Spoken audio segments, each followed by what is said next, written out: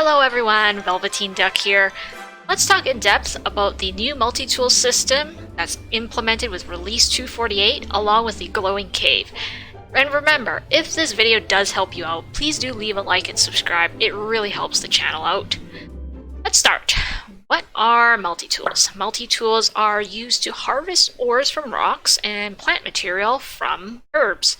The result of these harvests can be used in crafting consumables as well as equipment. You can obtain multi-tools by buying them from the shop, daily offers, occasionally obtaining some from daily classes, get a few from some events, and also from doing the different regional repeatable crafting quests. If you are planning to buy multi-tools, you might want to consider buying the stack of 5. Won't save much, but every little bit counts.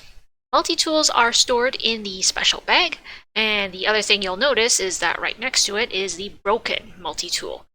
Broken multi-tools are obtained by using the multi-tool to harvest either ores or herbs, and as far as I can tell, it seems to always be in 1-to-1 conversion ratio.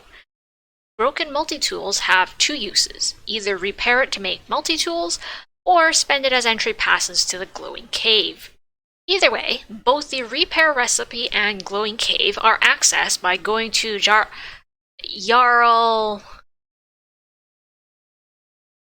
You know what? I'm just going to rename it Jarlstown, because I have no idea how to pronounce it, so if you do, help me out. Leave it in the comments below. Pick up a quest from Roxana called A New Discovery. The quest is a bit tedious, but pretty straightforward and can be completed in any difficulty mode. No shame in bullying monsters in normal, that's what I did. At the end of the questline, you'll gain access to the Glowing Cave and the recipe to repair the multi-tool. The entrance to the Glowing Cave is located in Hognus Mine.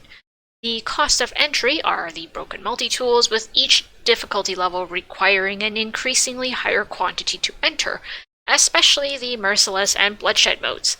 Please, please, please, before you enter, bring along at least 5 functional multi-tools. There is always either a sapphire overgrown rock or a cave tree to click. The rock gives ores and the tree gives plant sap and leaf.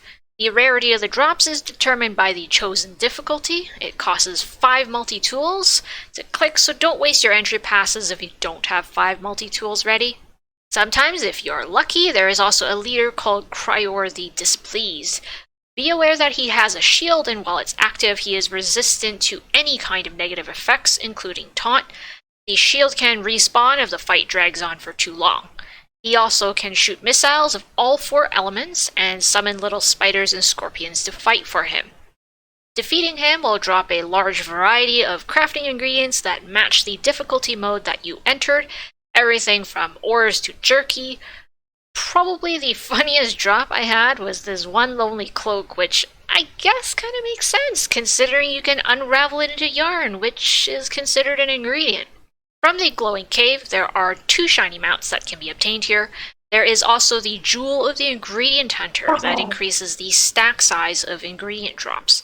Just like any other jewel, it is slotted into the jewel trinkets and upgraded using shiny dust. There is a limit of 3 that can be equipped. While I possess only 1 improved rarity jewel, I know the legendary one gives +5 to each stack of ingredients. Since the limit is 3 jewels, one can have a maximum bonus of +15 ingredients added to a stack. While it will be fairly expensive to obtain 3 legendary jewels of the Ingredient Hunter, I am going to suggest that anyone who plans to engage in equipment creation crafting, which incidentally I'll link to that guide once it's posted, even if you only ever get 1 jewel and you never upgrade it, it can basically double the amount of ingredient drops, essentially halving the amount of time and effort you need to spend to craft a boss unique. The other item of note that you obtain from the quest is a recipe to repair broken multi-tools back into a regular multi-tool. The conversion ratio here is 5-to-1. If you want my opinion on this matter, this recipe is not worth considering until you've obtained everything that you wanted from the Glowing Cave. The jewels of the Ingredient Hunter are simply too excellent to pass on. Okay, now that you understand the basics, let's go over a few tips I have from playing on the test server. There are regional repeatable crafting quests in every major urban area that have a cooldown of 24 hours. Some of these maps coincide with places where people commonly farm, such as the Foxorific Burrow of Investigation and the Great Desert. I would pick one or two of these quests and do it on a relatively frequent basis. Also, no shame in doing quests in normal and bullying those low-level monsters, am I right? Another matter of concern is the increasing cost of entry passes to the glowing cave with each difficulty level. The big question here is it worth it? That's really hard to say. I'm gonna say I'm fairly certain that the drop rate of goodies is higher with the increased costs, but is it high enough to justify the increased cost?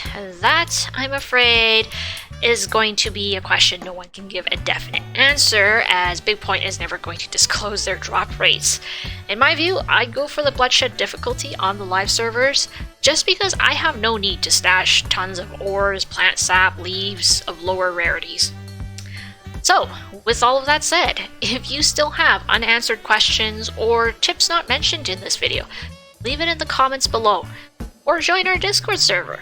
We answer questions, we're friendly, and we occasionally play games. Hope to see you there.